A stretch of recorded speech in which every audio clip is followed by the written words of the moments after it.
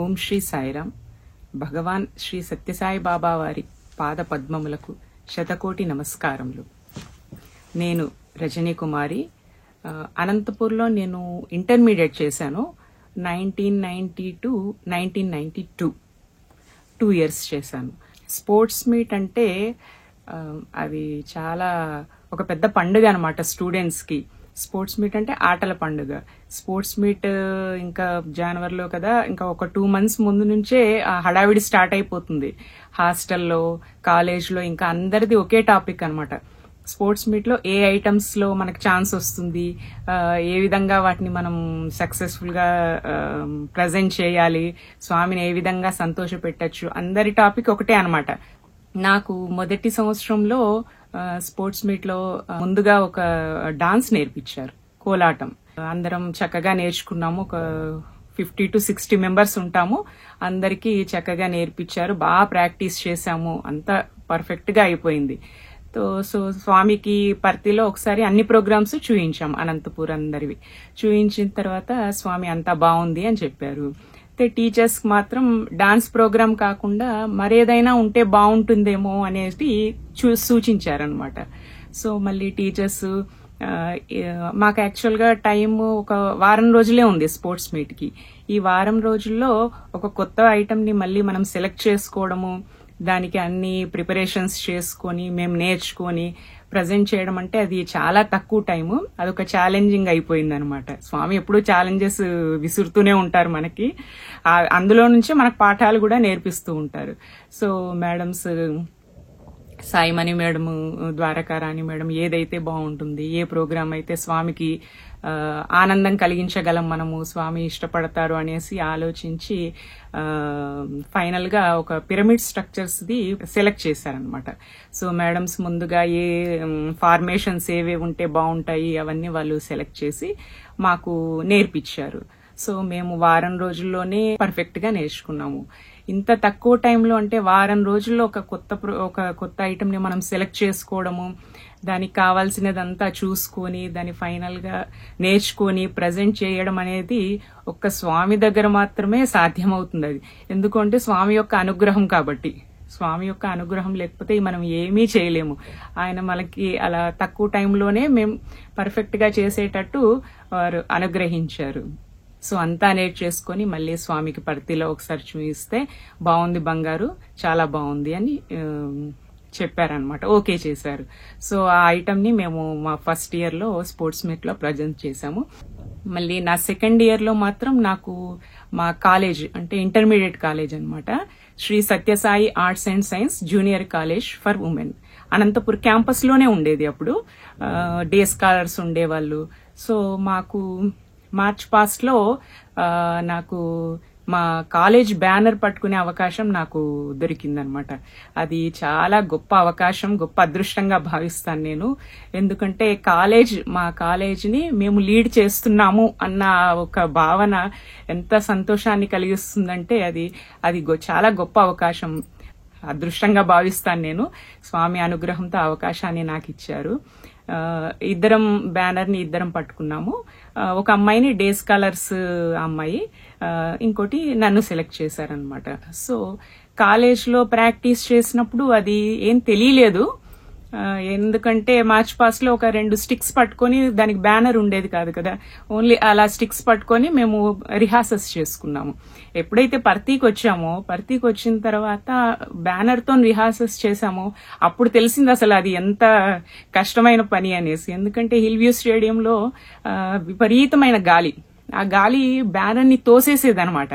So అది తోస్తూ ఉంటే మేము చిన్నపిల్లలం, ఎంత ఉంటుంది ఇంటర్మీడియట్ అంటే ఒక 16-17 ఏళ్ల వయస్సు అంతే. ఆ సమయంలో గాలికి వ్యతిరేక దిశలో మనము మన బలానంతా ఉపయోగించి దాన్ని నెట్టుతూ ఉండాలి. సో చాలా భయం కూడా వేసింది, మనం సరిగ్గా దాన్ని చేయగలుగుతామా అందరి దృష్టి మన మీదే ఉంటుంది కదా, ఎందుకంటే కాలేజీని లీడ్ చేస్తున్నాము. మన వెనుక కాలేజ్ 5 హౌజెస్ అన్నమాట, సత్య, ధర్మ, శాంతి, ప్రేమ అండ్ అహింస. ఇంటర్మీడియట్ కూడా ఇలా డే స్కాలర్స్ ని హాస్టలర్స్ ని కలిపి 5 హౌజెస్ గా డివైడ్ చేశారు. సో మన వెనక కాలేజ్ ను మనం లీడ్ చేస్తున్నాము, ఏ విధంగానూ తప్పు జరగకూడదు. అదే విధంగా బ్యానర్ మీద ఉన్న అక్షరాలు, మన కాలేజ్ పేరు అనేది క్లియర్ గా అందరికీ కనిపించాలి, అటు ఇటు పోకుండా అనేసి చూడాలి అంటే కొంచెం చాలా గాలితోని ఫైట్ చేయడం అనేది కొంచెం కష్టమే అనిపించింది. అయినా కూడా స్వామి దయ వల్ల బాగానే ప్రాక్టీస్ చేశాము. ఫైనల్ గా స్పోర్ట్స్ మీట్ రోజు అంతమంది ముందు, అంత పబ్లిక్ చాలా ఎక్కువ, మనం అంతవరకు చిన్నపిల్లలం, స్కూల్లో చాలా తక్కువ జనము, ఇంత పెద్దగా ఎప్పుడు కూడా ప్రజెంట్ చేయలేదు ఏ ఐటమ్ కూడా ఇంతమంది ముందు. సో స్టేడియం ని చూసే వరకు ఇంకాస్త భయం వేసింది అందరూ అంతమందిని చూసి. ఎందుకంటే ఇండివిజువల్ గా మనం బ్యానర్ పట్టుకొని వెళ్తున్నాము, మనని అందరూ గమనిస్తూ ఉంటారు అన్నది అది వచ్చేసరికి చాలా భయం వేసింది. ఎప్పుడైతే మార్చ్ పాస్ట్ లో బ్యాండ్ స్టార్ట్ అయిందో, సో మాకు ఎక్కడ లేని శక్తి, ధైర్యం అన్ని వచ్చేసాయన్నమాట. ఇది స్వామి యొక్క దయా అనుగ్రహము వల్లనే ఈ అవకాశం నాకు దక్కిందని నేను అనుకుంటాను. ఎందుకంటే కాలేజీని లీడ్ చేయడం అనేది అప్పుడు మేబీ మామూలుగా అనిపించి ఉండొచ్చేమో, ఎందుకంటే అందరితో పాటు ఉన్నాం కాబట్టి. కానీ ఇప్పుడు దాన్ని తలుచుకుంటే మాత్రం అది చాలా అసలు ఒళ్ళు పులకరించిపోతుంది అనమాట, ఎంత గొప్ప అదృష్టాన్ని మనకి స్వామి ఇచ్చారు అనేసి.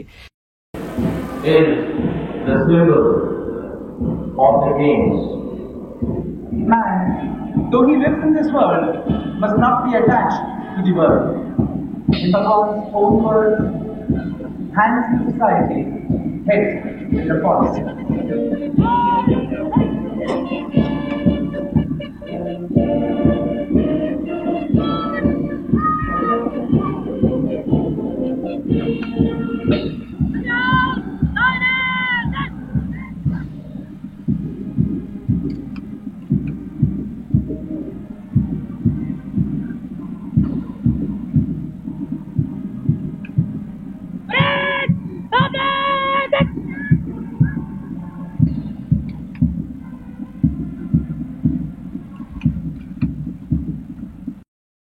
అదే విధంగా స్వామి స్పోర్ట్స్ ను కూడా బాగా ఎంకరేజ్ చేస్తుంటారు. ఆడపిల్లలైనా వాళ్ళు అలా ఏమీ లేదు, ప్రతి ఆటలో అందరూ పాల్గొనాలి. స్పోర్ట్స్ మీట్ అంటే కాలేజ్ లో 100% అందరూ ఏదో ఒక ప్రోగ్రామ్ లో పార్టిసిపేట్ చేయాల్సిందే అనమాట, అది మాకు రూలు. స్పోర్ట్స్ మీటే కాకుండా అదర్ స్పోర్ట్స్ లో కూడా స్పోర్ట్స్ మాకు పెట్టేవాళ్ళు. అందులో విన్నర్స్ కి స్వామి ప్రైజెస్ ఇచ్చేవారు. సో సీనియర్స్ అన్నారు, మనం ఏదన్నా స్పోర్ట్స్ లో విన్ అవుతే మనకి స్వామి స్వయంగా తమ చేతులతో మనకి ప్రైజ్ డిస్ట్రిబ్యూషన్ చేస్తారని చెప్పారు. సో నాకు ఇది ఎక్కడో గట్టిగా పట్టుకుందనమాట. నేను స్పోర్ట్స్ లో చిన్నప్పటి నుంచి కూడా ముందుండేదాన్ని. ఎలాగైనా సరే స్వామి చేతుల ద్వారా ఒక ప్రైజ్ తీసుకోవాలి అనేది ముద్ర పడిపోయింది అనమాట. నాకు వచ్చిన ఆటలే కాకుండా రాని ఆటల్ని కూడా నేర్చేసుకుని ప్రతి దాంట్లో ఏది వదిలిపెట్టలేదు. అన్ని long jump, high jump, running, hurdles అని, వాలీబాల్, అన్ని రాని ఆటల్ని కూడా నేర్చుకున్నాను. నేను నేర్చుకొని పార్టిసిపేట్ చేశాను. ప్రైజెస్ కూడా బాగానే వచ్చాయి. సో మమ్మల్ని అందరినీ స్వామి పర్తికి పిలిచారు. పర్తిలో భజన హాల్లో ఇంటర్వ్యూ ఇచ్చి మంచిగా అందరికి ప్రైజ్ డిస్ట్రిబ్యూట్ చేశారనమాట. స్వామి స్వయంగా తమ చేతులతో ప్రైజెస్ ఇచ్చారు. సో అది ఎంత అదృష్టంగా భావిస్తాను అంటే, స్వామి చేతుల మీదుగా మనం ప్రైజ్ తీసుకున్నాం. మధుర స్మృతి అనమాట అది ఎప్పటికీ కూడా మన జీవితాంతం అలా మిగిలిపోతూ ఉంటుంది. అలా దాన్ని ఒక్కసారి అలా గుర్తు చేసుకుంటే స్వామి మన ముందు ఉంటారు, ఆయన చేతుల మీదుగా మనకు ప్రైజెస్ ఇస్తున్న ఇది కనిపిస్తూ ఉంటుంది అనమాట. స్పోర్ట్స్ మీట్ లో ఎన్నో పాఠాలు నేర్పిస్తుంటారు స్వామి, ఆటల్లో పాఠాలు నేర్పిస్తూ ఉంటారనమాట. చిన్నవి మనకి చిన్నగా అనిపిస్తుంది, కానీ తర్వాత మన లైఫ్ లో ముందు మనం వెళ్తూ ఉంటే అవన్నీ మనకి స్వామి నేర్పించినాయి. అరే మనకు ఆ స్వామి ఆల్రెడీ ఇవి నేర్పించేశారు, సో మనం ఏం చేయాలి ముందు అనేది మనకు రెడీగా తెలిసిపోతుంది. స్పోర్ట్స్ మీట్ అంటే దెబ్బలు తగ్గడం చాలా సహజం. చిన్న ఆటలు అంటే దెబ్బలు ఉండాల్సిందే. సో చిన్న దెబ్బలు తగిలినా కూడా దాన్ని ఎవ్వరు పట్టించుకునే వాళ్ళం కాదు, చాలా సహజంగా అనమాట. ఎంత సహజంగా ఆటలు ఆడతామో ఆ దెబ్బలు తగులుతూ ఉంటాయి, అంత సహజంగా అసలు వాటి పట్టించుకోము. ఏదైనా తగిలితే చిన్న బ్యాండేజ్ వేసుకోవడమో లేకపోతే ఏదైనా టాబ్లెట్స్ వేసేసుకొని కంటిన్యూ అయిపోతుంటాం. టీమ్ స్పిరిట్, టీమ్ లో మనం అందరం కలిసి దాంట్లో వర్క్ చేస్తున్నప్పుడు ఆడుకుంటున్నాము, ఒక ఫార్మేషన్ చేయాలంటే అది ఒకరితో సాధ్యం కాదు కదా. మొత్తం టీం మెంబర్స్ అందరూ కలిసి దాన్ని సక్సెస్ఫుల్ గా విజయవంతంగానే అందరు కలిస్తేనే చేయగలరు. సో మనం ఒకరికి దెబ్బ తగిలినా కూడా మన వల్ల ఇంకొకరు అది ప్రోగ్రామ్ చెడిపోతుంది అనేది ఎప్పుడు కూడా మైండ్ లో ఉంటుంది. అలా కాకుండా మనకి ఏ ఇబ్బంది ఉన్నా కూడా దాన్ని పక్కన పెట్టేసి మన ప్రోగ్రాము, మన ఐటము చాలా చక్కగా చేసి స్వామిని ఎలా ఆనందపరచాలి, ఎలా సంతోషపరచాలి అని ఆలోచిస్తూ అలా ముందుకెళ్ళిపోయే వాళ్ళము. ఓం శ్రీ సాయిరామ్. స్వామివారి పాద పద్మాలకు నమస్కరిస్తూ అందరికీ సాయిరామ్. నా పేరు రమణాదేవి. నేను డిఎక్సి టెక్నాలజీస్లో సాఫ్ట్వేర్ ఇంజనీర్గా పనిచేస్తున్నాను. నేను 2001 passed out from ATP campus.